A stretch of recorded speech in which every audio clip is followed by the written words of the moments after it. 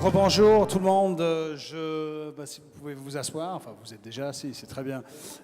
C'est pour vous, c'est pour mes intervenants, voilà.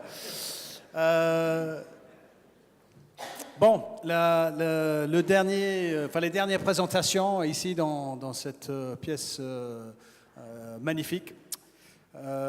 J'ai ôté la cravate parce que nous partons dans l'espace pour une super présentation de la part de Claude Nicollier, premier Suisse astronaute.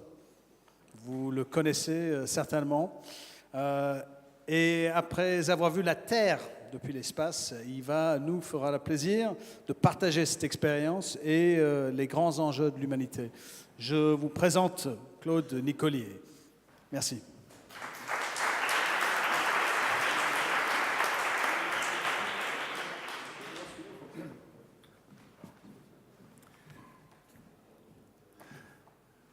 Alors, bonjour mesdames, bonjour messieurs.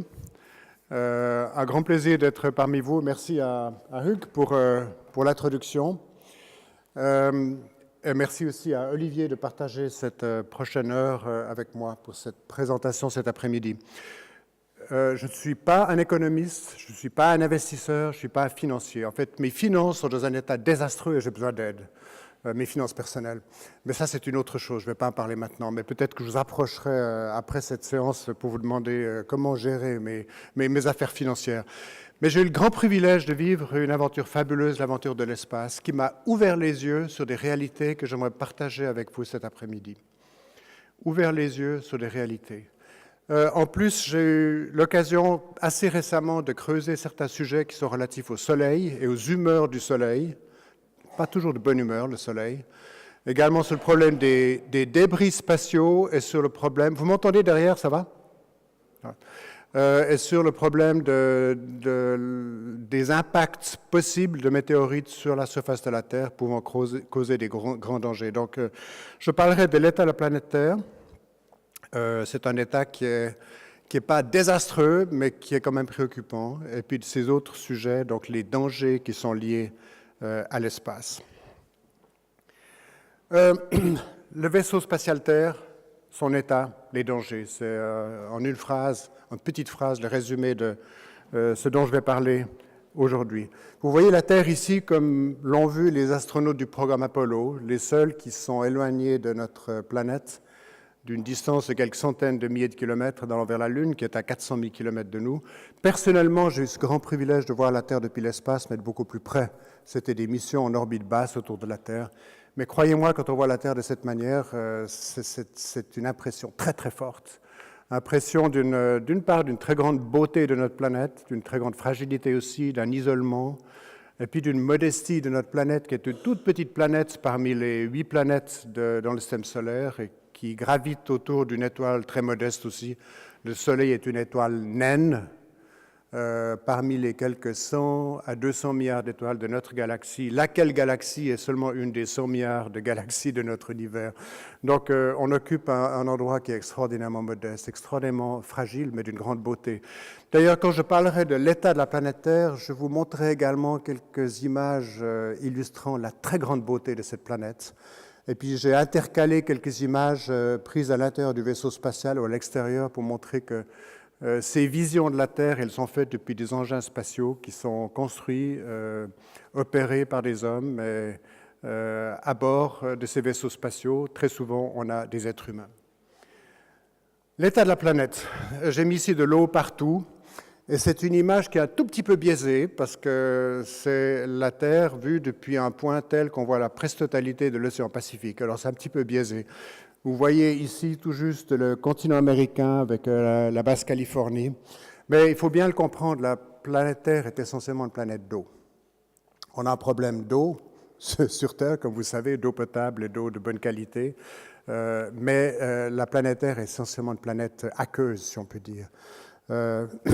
Ici, très belle vue d'un océan, vue depuis, encore une fois, l'orbite terrestre basse, typiquement 3, 4, 500 jusqu'à 600 km en dessus de la surface de notre planète. Et vous voyez la très grande beauté de la planète Terre vue de l'espace. Je peux signaler que lorsque le Soleil est au-dessus de l'horizon, là vous avez la réflexion de la lumière du Soleil sur la mer, on ne voit pas les étoiles dans le ciel est complètement obscur, il est complètement noir, et ça c'est uniquement dû aux propriétés de notre œil. L'œil est sur le mode jour quand le Soleil est au-dessus de l'horizon et il n'est pas assez sensible pour voir les étoiles. Les étoiles elles sont là dans le ciel, mais elles ne sont pas visibles. Quelques images pour illustrer les beautés de la Terre liées à la présence de l'élément liquide, de l'eau. Vous avez ici une vue des Bahamas et l'île de Euretera dans les Bahamas. Parfois, on a des phénomènes qui sont évidemment très dangereux. Les cyclones tropicaux ou dans ce cas-là, c'est un cyclone tropical dans le golfe du Mexique, Katrina, qui a frappé, comme vous le savez, la Nouvelle-Orléans en 2005, avec l'œil qui est très, très visible depuis l'espace. Là, on a le typhon Agupit. On parle de hurricane ou de cyclones tropicaux, et puis de typhoon ou de typhon, respectivement dans l'Atlantique, le golfe du Mexique, et puis dans le Pacifique. Là, vous avez le typhon Agupit en 2014. Vous avez ici les Philippines avec Manille, qui est à peu près à cet endroit. Il y a eu des dégâts considérables à Manille. Donc, l'espace nous offre une magnifique plateforme pour l'observation de ces phénomènes qui sont évidemment liés à la présence d'eau sur Terre, et également pour diriger les évacuations des régions qui sont menacées. Je parlais d'eau, il y a évidemment aussi des chaînes de montagnes, magnifique vue de la presque totalité de l'Himalaya. Cette photo a été prise lors de mon troisième vol dans l'espace en 1996, STS-75. On survolait la région de l'Himalaya entre le Pakistan, qu'on voit pratiquement à l'horizon ici, jusque vers la Chine, en 5 minutes seulement. Formidable barrière naturelle qui sépare les hauts plateaux du Tibet, que vous voyez ici, une région essentiellement désertique, du nord de l'Inde avec le fleuve Brahmaputra. Une vue absolument splendide. Vous avez le Népal à peu près là, l'Everest est par ici, Lhasa. Et on est juste au nord du Myanmar en train de pénétrer sur la Chine. Magnifique. On a cherché le mont Everest, on l'a trouvé, une photo prise au téléobjectif du plus haut sommet de notre planète, à plus de 8800 mètres d'altitude. Comme je dis, j'ai intercalé quelques images montrant la vie à l'intérieur du vaisseau spatial. Il s'agit ici de mon commandant Lawrence Shriver, un Américain, le commandant de ma première mission dans l'espace, STS-46, en été 1992. Il est en train de consommer des Smarties ou des M&M's qui se déplacent lentement de sa main ouverte jusque dans sa bouche, avec une très belle vue à l'extérieur de, encore une fois, l'espace complètement noir et la planète bleue et blanche.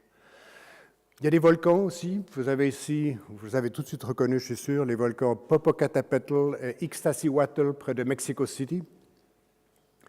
Et puis les volcans sont parfois en éruption et on a des images extrêmement intéressantes et utiles finalement depuis l'espace des éruptions volcaniques. Vous avez ici le volcan Sarychev en Russie, une éruption qui a eu lieu il y a environ 2 ans. Et vous voyez à quel point ces images sont utiles pour gérer et bien comprendre la distribution des cendres qui sont dangereuses pour la navigation aérienne, comme vous le savez. C'est extrêmement intéressant de voir qu'avec la température un peu plus élevée aux environs du cratère, on a dissipation de la couverture nuageuse autour du cratère, d'une part, et puis on a, lorsque le nuage de cendres arrive dans la troposphère, on a condensation de l'eau, il y a une espèce de calotte de nuages en haut de ce grand volume de cendres volcaniques, avec une expansion vers la droite des cendres volcaniques, encore une fois utile pour la gestion de la navigation aérienne. Encore une fois, j'intercale quelques images. J'ai eu ce très grand privilège à 2 reprises de visiter le télescope Hubble, de faire des travaux de réparation, et en particulier, en 1993, une mission qui a, je dirais, presque sauvé le télescope Hubble, qui souffrait d'un problème grave au niveau de l'optique. On est intervenu avec 5 sorties extravéhiculaires en décembre 1993 pour restituer les qualités optiques attendues du télescope. Vous avez ici une photo prise pendant la 5e de 5 sorties extravéhiculaires. Mon collègue Jeff Hoffman, Story Musgrave, à la verticale de l'Australie. Vous avez le désert australien avec Adélaïde au sud de l'Australie et l'Antarctique à l'arrière-plan. Magnifique. C'est presque difficile de travailler dans ces conditions, je peux vous dire, parce que la tentation est évidemment de regarder dehors. Mais les sorties extravéhiculaires duraient 7 à 8 heures et on devait accomplir un travail assez assez difficile, très ciblé du point de vue des objectifs, et il fallait travailler. Et c'est magnifique. Si vous avez l'occasion, il ne faut pas hésiter. Hein. Des déserts, c'est le sud saharien de la région de Taman Rasset, c'est le Tassili Nadjer, avec un magnifique contraste entre ces couleurs orangées des dunes de sable et les montagnes volcaniques noires. Vevey et environ, we are here. Cette photo, je ne l'ai pas prise moi-même parce que toutes les missions, les 4 missions auxquelles j'ai participé dans les années 90, étaient à des inclinaisons d'orbite de 28 degrés par rapport à l'équateur. Et je pense que vous comprenez bien la géométrie. Si vous avez une orbite inclinée de 28 degrés par rapport à l'équateur, la Terre tourne en dessous de vous. Vous allez survoler toutes les régions de la Terre comprises entre 28 degrés de latitude nord et 28 degrés sud. La Suisse, comme vous le savez très bien, est à 46 degrés et demi, donc je n'ai jamais survolé la Suisse, je l'ai vue à l'horizon. Mais c'est mes collègues qui ont pris cette photo pour vous, alors qu'ils étaient à la verticale de Lyon à peu près, juste avant la traversée de la Suisse dans cette direction, en 30 secondes à peu près. C'est Genève à Romanshorn en 30 secondes. Bien mieux que les CFF. C'était une belle journée sur la Suisse. Magnifique. L'alimentation dans la navette spatiale était essentiellement la consommation de mets déshydratés qu'on réhydratait avec le produit des piles à combustible qui fabriquaient bien sûr de l'électricité, c'est le rôle principal, mais il y avait environ 100 litres d'eau qui étaient formés par cette réaction chimique oxygène-hydrogène, fabriquant de l'électricité 7 kW pour chaque pile à combustible, on en avait 3, donc on avait 20 kW de puissance électrique, et on avait de l'eau pour réhydrater nos aliments. Mon collègue vient de réhydrater des œufs brouillés, qui étaient une poudre jaune au fond de sachets de plastique. Après adjonction d'eau, bien, ça devenait comme des œufs brouillés du point de vue couleur, texture et goût. Et c'était assez bon finalement, pas de problème. Ce n'est pas la qualité gastronomique de l'hôtel Les Trois Couronnes à Vevey, il n'y a pas de doute, mais ça passait très bien quand même. Des blessures infligées à la planète Terre, c'est absolument clair. La première vision de la Terre, c'est toujours une vision de beauté, mais si on regarde un peu plus près, on voit quelles sont les blessures infligées à la planète Terre par les hommes. Vous avez ici typiquement la déforestation systématique dans des régions du Brésil, Rondônia, dans le bassin de l'Amazonie. Également, on constate beaucoup sur le continent sud-américain, d'une part, essentiellement le bassin de l'Amazonie, en Afrique centrale et en Indonésie, des feux de végétation. C'est évidemment une destruction systématique et pratiquement irréversible de la biosphère chlorophyllienne par le feu. C'est un petit peu moins le cas maintenant au Brésil, ça reste toujours très prononcé en Afrique centrale et surtout en Indonésie. Ça, c'est en Indonésie. C'est pris au tel objectif. On a l'impression que c'est pris depuis un avion. Non, c'est pris depuis l'espace avec un tel objectif. Lors de ma dernière mission en 1999, j'ai eu l'occasion de nouveau de visiter le télescope Hubble, et puis je suis là. Vous me direz, mais comment est-ce que vous pouvez me prouver que c'est moi-même Claude Nicollier? En fait, chaque astronaute en sortie extravéhiculaire a un symbole. Moi, j'avais des petits chevrons rouges, et c'est ainsi qu'on pouvait me reconnaître. Et c'est mon collègue Mike Fall qui est derrière moi. On est en train d'échanger l'ordinateur principal de Hubble. On était là, dehors, à 28 000 km/h en déplacement autour de la Terre, mais on ne sent pas le vent de la vitesse parce qu'on est dans le vide. J'ai mon filet de sécurité attaché, donc là, je me tiens seulement sur le bord de la porte, mais si je me détache et que je pars sur ma propre orbite, j'ai l'occasion, si le filet est bien accroché, de revenir vers le vaisseau spatial. Mais il faut toujours s'assurer que le filet de sécurité est bien accroché, parce que si on part sur son orbite individuelle, on appelait ça « a bad day », ce n'était pas un bon jour, parce que on devient assez rapidement un satellite de la Terre totalement inutile. Et on essaie d'éviter ça. Coucher de soleil et les vues de la Terre de nuit. Vous avez bien sûr l'Italie vue depuis le nord de l'Afrique, la région de la Libye avec les lumières de Rome, et de Naples, la Sicile, cette partie de l'Afrique du Nord, la Tunisie, l'Albanie. Et puis, c'est intéressant de voir que juste au nord de cette région très lumineuse qui comprend Turin et Milan, le nord de l'Italie, très industrialisé, avec une forte densité de population, c'est relativement sombre. Ça, c'est la Suisse. La Suisse ne brille pas tellement du point de vue purement de la luminosité. C'est clair, sur d'autres points de vue, la Suisse brille assurément, mais pas du point de vue de la luminosité parce qu'il n'y a pas de très grande ville. Étonnant de voir, et c'est plus mes collègues qui l'ont observé que moi-même, pour des raisons que j'ai mentionnées, que comme il n'y a pas de très grande ville en Suisse, Zurich c'est la plus grande avec beaucoup moins d'1 million d'habitants, il n'y a pas énormément de densité lumineuse qui vient de la Suisse. Et on le voit très nettement ici. Vous avez ici cette région de luminosité dans la haute atmosphère à 100 km d'altitude à peu près. On a une région lumineuse qu'on appelle air glow, qui recouvre la totalité de la Terre. Très belle vue, seulement quelques minutes après avoir passé au sud de l'Italie, on passe sur, bien sûr, l'Égypte, une vue extrêmement intéressante du delta du Nil, du bassin de crue du Nil, avec Israël, le golfe de Suez et le golfe d'Aqaba. Photo prise très récemment depuis la Station spatiale internationale. C'est une vue intéressante qui montre la mer Caspienne avec l'Azerbaïdjan et Bakou ici. Ici, vous avez l'Iran, le Turkménistan ici, le Kazakhstan et la Russie au nord. Donc, plusieurs pays qui entourent ce bassin aquatique assez menacé par la pollution, il faut bien le dire. Voilà. On dormait de l'ordre de grandeur de 6 à 7 heures dans des sacs de couchage par 24 heures. Le plan de vol était divisé en tranches de 24 heures. On dormait comme ici sur Terre, 6 à 7 heures par période de 24 heures. J'ai parlé d'une part de la beauté de la planète Terre et je crois l'avoir démontré, mais croyez-moi, c'est encore 100 fois plus beau que les plus belles images que vous avez pu voir ici. Et également les menaces de la planète Terre à cause de la pollution, la déforestation, la destruction de la végétation. Parlons un peu des dangers. Le danger des débris spatiaux est un danger sérieux, non pas tellement pour la planète Terre elle-même, mais pour l'accès à l'espace. Tous les aspects pratiques de l'espace, que sont la géolocalisation précise, GPS et bientôt le système européen Galileo, les communications utilisant les satellites qui ont rendu les communications extrêmement faciles et bon marché, il faut le dire, d'un continent à l'autre, et puis observation de la planète Terre, prévision météorologique. Tous les aspects pratiques, en plus de tous les aspects d'exploration et de science, sont menacés par la quantité de débris spatiaux. Alors, ça, c'est une représentation en principe fidèle du nombre de débris spatiaux, mais une indication comme quoi c'est une vue d'artiste, c'est que les satellites sont beaucoup, beaucoup plus grands par rapport à leur vraie dimension comparée à la Terre, ça c'est évident. Mais c'est pour vous montrer qu'il y a énormément de débris dans l'espace. En fait, entre 200 km d'altitude et 2000, c'est ce qu'on appelle les orbites basses, il y a de l'ordre de grandeur de 15 000 débris de plus de 10 cm de dimension. Donc il y a beaucoup de débris dans l'espace qui rendra, si on ne fait pas quelque chose, bientôt l'espace, je ne dirais pas inaccessible, mais accessible avec danger.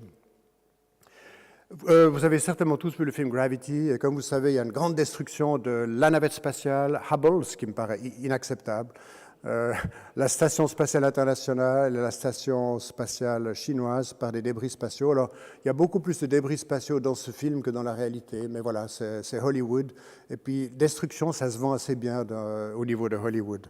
Gravity. C'est un film qui est très bon dans le sens que les effets spéciaux sont magnifiques, le scénario n'est pas terrible, et puis il n'y a pas autant de débris que ce qu'on pourrait imaginer en voyant ce film.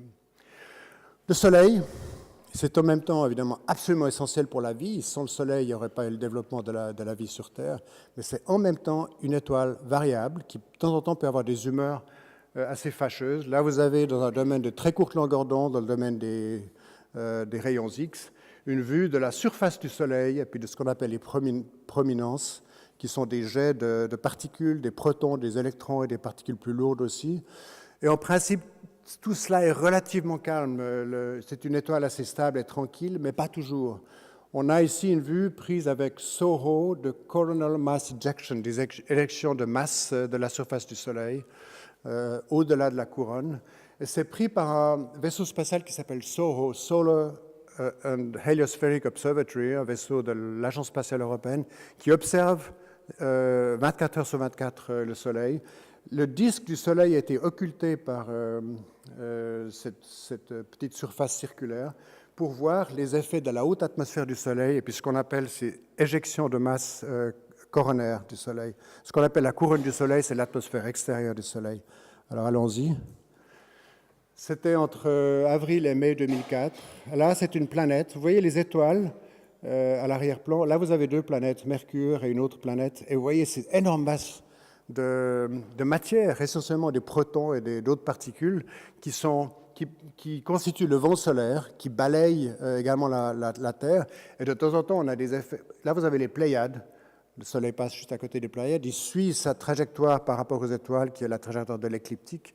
Mais vous voyez que le Soleil, de temps en temps, se fâche et éjecte énormément de particules. Et puis un jour, on ne peut pas du tout le prévoir, il se pourrait qu'il y ait un événement presque catastrophique avec l'envoi d'un très très grand nombre de particules, dangereuses pour la vie sur Terre, mais également pour les satellites en orbite autour de notre planète. Impact potentiel d'astéroïdes sur Terre, c'est un autre danger qui pourrait venir de l'espace. Bon, les étoiles filantes, c'est des tout petits grains un peu comme des grains de sable, c'est malgré tout visible à l'œil nu. Parfois, on voit des bolides de plus grande dimension et importance. Et puis, il y a eu 65 millions d'années, donc on ne se rappelle pas tellement, mais c'était recréé, un astéroïde de très grande dimension qui est arrivé sur Terre et qui a pratiquement conduit à l'annulation de presque toute la vie sur Terre. En tout cas, les dinosaures ont pratiquement disparu à cette époque. Ça a été reconstitué à la suite d'un impact massif d'un météorite sur la surface de la Terre. On a eu assez récemment, et ça c'était l'année après notre premier travail de réparation sur Hubble, qui lui a restitué ses qualités optiques, vous avez l'impact d'un noyau de comète sur la planète Jupiter. Alors, la planète Jupiter est beaucoup plus grande et beaucoup plus massive que la Terre. Elle attire beaucoup plus des objets dans le système solaire. Mais c'est pour montrer la dimension de Jupiter, c'est 10 fois la dimension de la Terre, mais c'est un énorme impact à la suite de cette collision d'un noyau de comète avec la planète Jupiter, indiquant que finalement le système solaire est un environnement assez dangereux de ce point de vue-là. On a eu, le 15 février 2013, un astéroïde d'assez grande dimension, de plusieurs dizaines de mètres de dimension, qui est arrivé sur la ville de Chelyabinsk, en Russie, et qui a provoqué beaucoup de dégâts. Il y a beaucoup de personnes qui ont été blessées à la suite d'éclats de verre. Il y a des bâtiments qui ont été très endommagés, des véhicules. Et ça, c'était encore une petite météorite. Alors, j'ai pris cette table, je l'ai reconstituée ce matin sur Internet. Et je savais que la semaine dernière, on nous annonçait qu'il allait y avoir, on Halloween Day, le 31 octobre, le passage d'un astéroïde d'une dimension, il disait à l'époque à peu près 400 mètres, là ils disent entre 280 et 620 mètres, donc un gros caillou, qui a passé à une distance, c'est lunar distance, à 1,3 fois la distance qui nous sépare de la Lune. La Lune, c'est 400 000 km, donc c'était à peu près, je dirais, de l'ordre de 600 000 km, donc c'est tout près de la Terre. Et cet objet a été détecté le 10 octobre. Vu par les télescopes, on s'est dit « Waouh !» Il y a quelque chose qui vient de notre direction. Ils ont déterminé assez rapidement la trajectoire. Ils ont vu que ça passait à côté de la Terre. Mais ils auraient pu détecter tout aussi bien que cet objet allait frapper de plein fouet la Terre.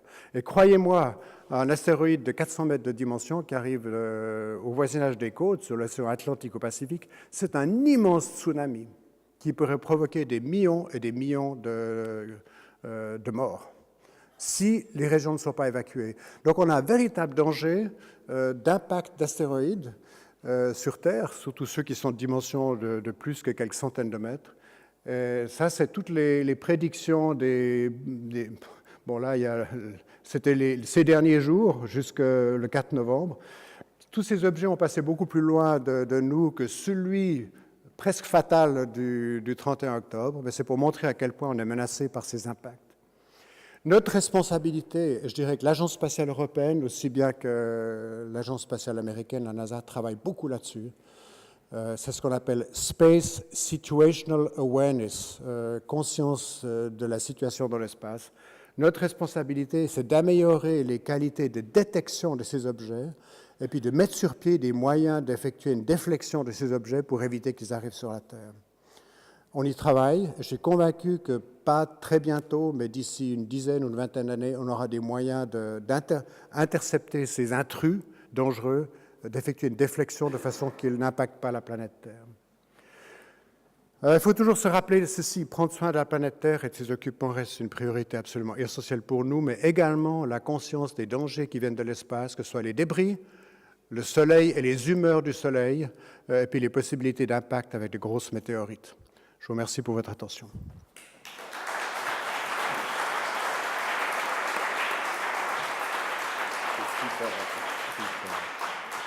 Super.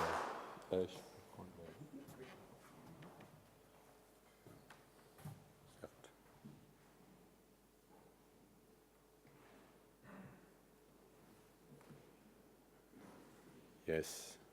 Ah. OK, voilà. Merci Claude. C'est certes dans les préoccupations que vous avez au quotidien, ça peut paraître fort éloigné de se dire qu'est-ce que l'on a là et qu'est-ce que cela représente. Je le conçois et il ne veut pas venir, c'est pas grave. Je le conçois. Je vais essayer de raccrocher par rapport à ce que vous avez eu ces 2 jours, la problématique au quotidien, mais comme l'on a vu, on fait partie d'un tout. On est dans un passage qui nous est accordé à chacun, et par rapport à ça, on essaye de faire le meilleur de ce que l'on peut. Alors pour recoller avec la présentation de Claude, il ne veut pas. Bon. Ça se joue. Allô? Est-ce que je peux avoir de l'aide? C'est celui-là? Je le fais là?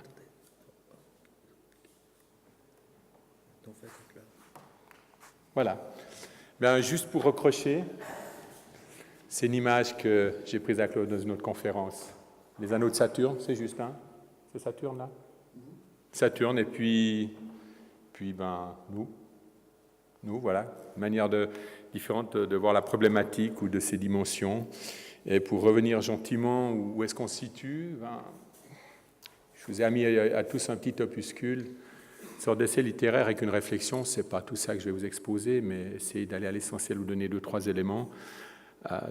On a un petit animal, l'abeille. Vous avez tous entendu parler de l'extinction massive des abeilles. On prête à Einstein, je dis on prête parce qu'il y a des controverses sur Internet, il y a beaucoup de choses qu'il aurait dit. Le jour où il n'y aura plus d'abeilles, il restera quelques années à l'humanité. Je me permets une phrase aussi, et on avait une photo assez sidérante de la pénétration des forêts tropicales par l'être humain. Le jour où tombera le dernier arbre, on aura aussi un problème.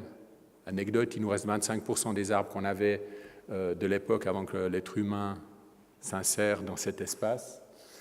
Et l'abeille est en train de nous indiquer qu'il y a un petit dérèglement et qu'il faudrait peut-être faire quelque chose, mais quid et comment le faire? Et c'est vrai que la réaction de l'être humain d'agir, sauver des espèces, si une espèce ne représente pas un intérêt alimentaire, on ne va pas s'y intéresser.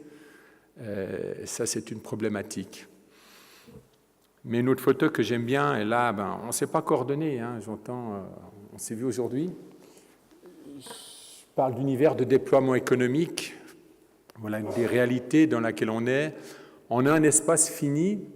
Et mon message, je le dis tout de suite, il y a des opportunités extraordinaires pour nous tous en termes de développement économique que représente ce que certains sortent comme des dangers et du catastrophisme. Je ne peux pas adhérer à ça. La Terre, c'est 5,4 milliards d'années. Par contre, c'est vrai qu'il faut se rendre compte d'une chose, et juste une petite dimension. Si je donne à l'âge de la Terre 24 heures, 2 tours de cadran de montre, quand est née la première révolution industrielle à cette heure-là. Et on voit que c'est en fait 3 millièmes de seconde sur l'âge de la Terre que représente l'impact de l'être humain sur cet environnement. Le temps qu'il nous est donné pour essayer d'inverser quelque chose, ou de ralentir, ou de stopper, ou de construire, parce que je pense que le message est que l'on peut construire, il est un peu moins que le 3 millièmes de seconde à l'âge de la Terre. Alors, c'est vrai que la relativité du temps par rapport à l'espérance de vie de chacun, c'est toujours une problématique que l'on a. Doit-on penser à soi ou doit-on passer aux autres? Aucun discours moralisateur. Nous sommes tous mortels. Après, au-delà de spiritualité et de religion, ça part à chacun. Il est une réalité que, et c'est Saint-Exupéry qui disait qu'on ne fait que gérer l'héritage pour le transmettre à nos enfants. Par rapport à ça, les fonds de pension, on est confrontés dans quoi? Vous êtes confrontés dans quoi? Nous le sommes. À une sorte de tyrannie du court terme, tyrannie d'un employeur, qu'il soit public ou privé, qui dit « moi, je ne veux plus payer de cotisations, vous débrouillez que le rendement des capitaux fasse le nécessaire », tyrannie d'une économie qui est actuellement une croissance qui s'est arrêtée, L'Occident aura mis à peu près 130 ans pour accéder à une forme de bien-être. Le Japon aura mis à peu près 45 ans pour acquérir une forme de bien-être. La Chine aura mis 20 ans pour acquérir cette forme de bien-être. C'est sûr, quand vous avez un pays de 1,4 milliard d'habitants qui, en à peine une décennie, réussit de passer de 16% de gens qui avaient une assurance sociale, une couverture sociale, à près de 99% de cette couverture sociale, ramené en statistiques, c'est une explosion extraordinaire. On a passé de 1,8 milliard de pauvres à 900 millions de pauvres. Alors les gens diront c'est fabuleux. 900 millions, c'est quand même 3-4 fois plus qu'au début du siècle passé. Donc on est complètement faussé dans tout ce que la Chine a représenté d'opportunités, de capacités d'accumulation de gains et de création de richesses. Et je peux comprendre ce que cela représente. Il n'en demeure pas moins que quand j'ai commencé le métier il y a 34 ans, qu'est-ce qu'on regardait dans un investissement d'un fonds de pension? On disait, voilà, quels sont nos besoins sur un temps donné par rapport à quel temps? Et il ressort clairement sur ce tableau, ben oui, j'ai des engagements à très court terme, ne serait-ce payer les frais de fonctionnement, de pouvoir payer mes rentes, mais j'ai des cotisations qui rentrent. J'ai du 3 mois, j'ai du 6 mois, j'ai du 1 an, j'ai du 30 ans, j'ai du 40 ans. Et c'est ce temps-là que j'aimerais aborder en quelques minutes maintenant. Ce temps long, nous oublions que si nos caisses de pension existent, c'est uniquement parce que des entreprises initialement ont été créées.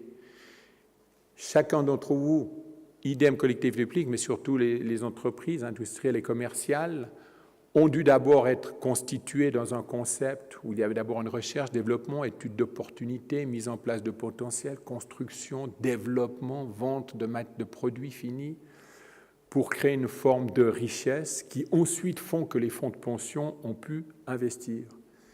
J'aime bien rappeler que la philosophie des fonds de pension date du début du siècle passé où des patrons ont dit, des employeurs ont dit on va créer quand même quelque chose pour donner une rente un peu améliorée à nos gens quand ils arrivent à la retraite parce qu'ils n'avaient pas grand-chose que leur propre conscience s'ils avaient pu épargner. Et ce qui est anecdotique, c'est que ces fonds de pension sont devenus propriétaires des entreprises qui un siècle plus tôt avaient décidé d'essayer de faire quelque chose. Mais ces entreprises ont pu être créées dans le temps long. Et nous sommes tous tombés dans ce temps court et dans cette tyrannie. Et c'est dans cette notion de temps long que j'ai essayé dans un programme sur 2 jours qu'on essaye à différents niveaux de vous apporter quelque chose. Alors on parle ESG, ISR et autres. Je dis tous des prétextes. Essayons de regarder la réalité. Alors prétexte, on y est en plein dedans dans ce que l'on fait avec mes collègues. Il est vrai qu'on est arrivé dans un monde complètement numérisé, complètement dominé par le trading à haute fréquence. Je lisais une statistique il y a encore 2 jours sur Internet. Un titre du S&P 500 de 1945 pendant 35 ans restait 7 ans en portefeuille. Ce que me donnait l'information de l'article que je lisais, aujourd'hui c'est 22 secondes. Est-ce qu'il y a une seule entreprise que vous représentez tout un chacun, idem en termes de patrimoine privé ou d'épargne que vous ayez faite, que vous avez écrit en 22 secondes? Et je pense que là, il y a une dimension de notre responsabilité sociétale. Je dis sociétale dans le sens vis-à-vis de l'État, qui doit avoir une substance pour vivre, mais ce n'est pas lui qui doit diriger, il doit nous donner les capacités vis-à-vis des collaborateurs, vis-à-vis des entreprises que l'on crée. On a des algorithmes que l'on a mis en place, le développement de l'informatique extraordinaire, et quand je vois mes jeunes chez moi et que je leur montre une machine où je mettais mes cartons pour passer ma comptabilité, ils n'arrivent pas à y croire que j'ai vécu avec cette époque. Je suis de l'époque d'aujourd'hui, mais il en demeure pas moins qu'il y a un temps. Donc de tout ceci, qu'est-ce qu'il en est? Alors un des grands débats que nous avons à la conférence de Paris, la COP21, on parle de la problématique du carbone. Alors on oublie qu'il y a l'eau, l'air et la terre, on parle du problème du carbone. On est en train de dépenser des fortunes pour se demander quelle est l'utilisation, l'impact de chaque produit que l'on consomme sur le carbone. La COP21 cherche 100 milliards pour développer des projets. Et des fois, on pourrait être pragmatique et dépenser moins d'argent, moins d'énergie, moins de moyens. Ça crée quelques chômeurs ou des emplois nouveaux à créer. Un baril de pétrole, c'est 400 kg de CO2. Point. On met $10 de taxes sur un baril, impact sur l'essence 1 centime, impact pour la COP21, 300 milliards de dollars qui rentrent dans les caisses. On ne se pose plus la question comment arriver à 100 milliards parce qu'ils sont à 40-50 milliards. On en a 300 et personne n'est touché. Par contre, les moyens qui deviennent disponibles sont extraordinaires pour être injectés dans l'économie, être injectés dans l'environnement, être injectés dans la recherche. Mais des fois, il est plus simple d'être compliqué que d'être clair.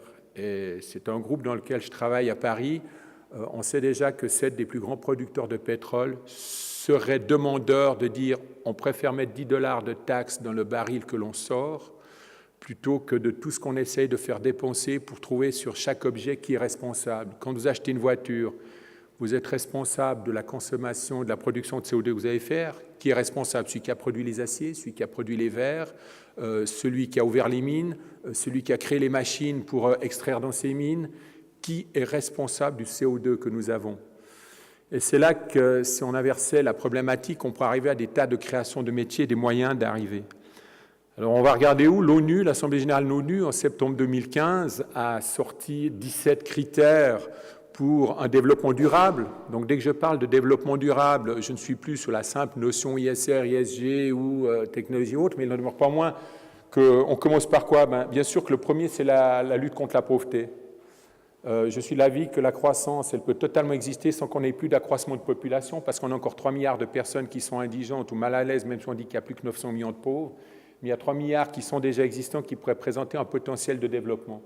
La faim, la santé, l'hygiène, l'éducation, on est dans l'être humain, l'égalité des sexes, le travail, il y a des notions qui sont naturellement pour vous, vos entreprises, pas des capacités en termes de développement industriel. On parle de la croissance économique. Croissance, non-croissance, on a des croissances qui sont devant nous aujourd'hui. Énergie propre, on y vient, la lutte contre le changement climatique, les villes, communautés durables, conservation, biodiversité marine et terrestre, la paix et la justice. Donc on voit qu'il y a certains éléments qui représentent des potentialités. Et dans cela, si je reprends, l'OCDE a déterminé déjà dans les années 90, 90, 9 secteurs économiques porteurs. Ce n'est pas moi qui le dis, c'est l'OCDE qui a dit, voilà, ils ont fait des études. Si vous prenez chacun de ces 9 secteurs, ils ont des potentiels de croissance extraordinaires qui dépassent les 22 secondes, mais qui sont entre 5 et 10 ans. Tout autant de métiers nouveaux, ce pour autant que nous acceptons que certains métiers doivent mourir. J'aime toujours dire, quand je regarde depuis chez moi le bassin jusqu'à Villeneuve, il y a 26 ans, quand je me suis établi, je voyais 7 points lumineux. Aujourd'hui, je vois une seule lumière. J'ai survolé cet espace il y a 4 mois. Ce n'était pas très CO2 compatible, mais il n'en demeure pas moins qu'il n'y a plus beaucoup de place à construire. Ce qu'on a construit les 10 dernières années, on ne peut plus les construire. Donc quand on voit que des collectivités publiques veulent obliger les gens à construire, pour construire quoi? Et dès qu'on a fini, on va faire quoi? On arrive à quoi? Il y a des réflexions à se donner, mais ces opportunités sont extraordinaires. Et quand on parle développement durable, on pense tout de suite énergie. Il n'y a rien sans énergie. Clair. Donc c'est un point important. Mais tout ce qui vient derrière est un potentiel. Hier, Luc vous parlait de la gestion des déchets. La notion d'économie circulaire est un potentiel fabuleux de développement. Corollaire inconvénient, on a une entreprise en France qui fait partie de notre groupe d'études, il recycle des bâches en plastique. Il arrive à un prix de granulé de X. Ce granulé consomme 10% de l'énergie de la matière première si on parle du pétrole, mais les clients acheteurs refusent d'en payer le prix. Et on a un problème, c'est qu'on n'intègre pas les coûts d'externalité d'un produit qui vient d'une matière première de base, ce qui fait que ce qui revient dans un concept d'économie circulaire étant plus cher à l'arrivée, pour différents facteurs, est moins bien considéré que la matière première de base. Voilà des réflexions, on calcule du CO2, mais en fait, quelle est la réalité du coût d'un objet que l'on prend si on l'intègre en économie circulaire? Et dès qu'on intègre ça, il y a tout autant de métiers, de création de places de travail qui découlent derrière.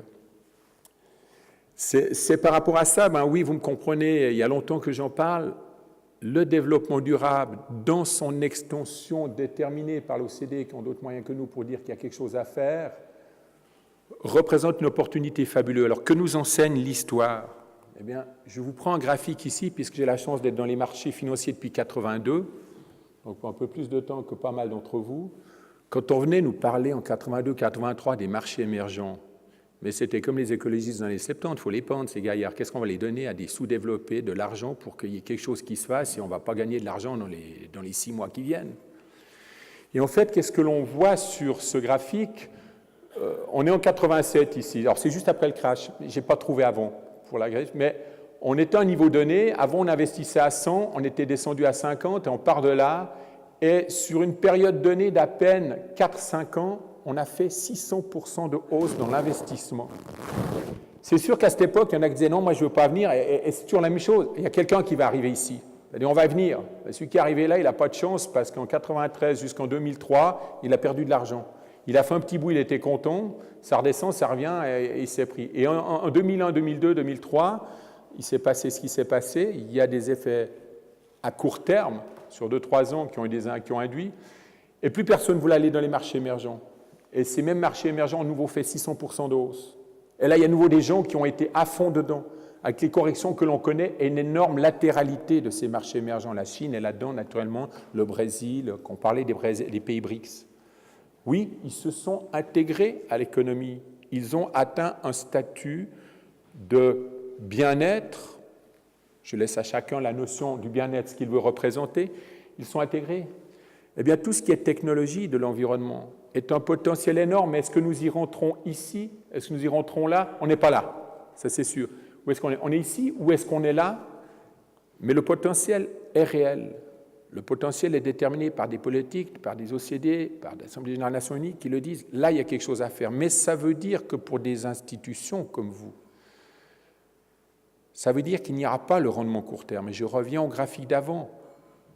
Nous avons des engagements à long terme. Ce qui détermine la vie d'un fonds de pension, ce n'est pas la fortune, le rendement de sa fortune, c'est les engagements, comment ils se construisent et comment ils doivent se couvrir. Aujourd'hui, pour quelqu'un qui est né aujourd'hui, la fortune, le rendement de la fortune représentera 1/4 de sa retraite. 3/4 viendront des cotisations. Donc il est bien clair que dans l'engagement qu'ont pris les sociétés des plans de retraite qu'ils ont mis en place, on doit se concentrer sur les engagements parce que l'économie ne pourra pas donner plus que ce qu'elle donne. Il n'en demeure pas moins que je peux signer, je vous donne rendez-vous dans 20 ans, que ce graphique va se produire dans ce qui impacte l'environnement. Mais c'est sûr qu'il y a une frustration, et vous avez vu le débat, dire quid, qu'est-ce que cela veut dire? Alors je pose la question, ceux qui la connaissent, qui est le premier? Je crois que c'est l'éternelle question, retour sur investissement ou développement durable? Mais ce qui me fait peur, c'est qu'on est en train d'aller là. C'est qui est le dernier? Parce qu'il est sûr que la notion du dernier, suivant lequel on choisit, on a une petite problématique. Et je conçois que dans vos contraintes au quotidien de ce que vous devez rendre à vos employeurs et à quelque part au marché ou à la critique du marché, parce que vous avez remarqué, la presse ne dit pas grand-chose, les fonds de pension, c'est embêtant, ils vont bien. Mais depuis 25 ans que je les connais, quand ça va bien, ça ne les intéresse pas. Et tout ce qui a été dit par le passé, c'est avéré, les pensions, ben voilà, dès que l'économie repart, ils sont dedans. Alors voilà un peu le point. Il y a d'énormes opportunités. C'est le message que je voulais dire, de retrouver cette notion de quels sont mes engagements, à quelle échéance, et sur un engagement à 20, 25 ou 30 ans, je peux me permettre de prendre des risques dans du développement économique réel. Bien sûr que j'en aurai deux à-coups, mais soit notre système fonctionne et on peut le faire, soit il ne faut plus investir en action parce que c'est fini. Et 7,5 milliards d'êtres humains ne cesseront de se lever, tout autant d'une proportionnalité de ces gens ne cesseront d'avoir de la recherche de développement, de découvrir et d'avancer dans une extraordinaire aventure, on en parlait encore à midi, qui est cette fameuse création, avènement de l'être humain dans les espèces développées. Et ce qu'elle a pu créer, c'est se dire de la photo qu'on voit avec le Nicolier sur cette navette. Imaginez il y a 100 ans si c'était pensable, ça ne l'était pas. Puis c'est Kennedy qui a dit on marchera sur la Lune avant la fin de la décennie, mais c'était une course énorme. Donc le seul point, je dis, on a le privilège de savoir. C'est notre génération qui doit agir. Certes, des fois, il est pour certains très dur de dire je vais faire quelque chose qui ne va pas profiter à moi et le jour où ça pourra profiter, je ne serai plus là. Mais c'est la chance, c'est l'histoire fabuleuse de la vie. Et nous avons des opportunités et c'est peut-être là qu'on a essayé avec l'autre de vous éveiller, une autre démarche d'apprendre les choses et vous dire oui, encore des investissements possibles. Oui, il y a des choses qui ont montré par la traditionnalité du développement depuis la première révolution industrielle qui ont fait que nous sommes tous ici parce qu'il y a eu des énergies et des forces fantastiques qui ont permis de créer des entreprises, de créer des emplois, d'améliorer la qualité de vie. Merci de votre attention.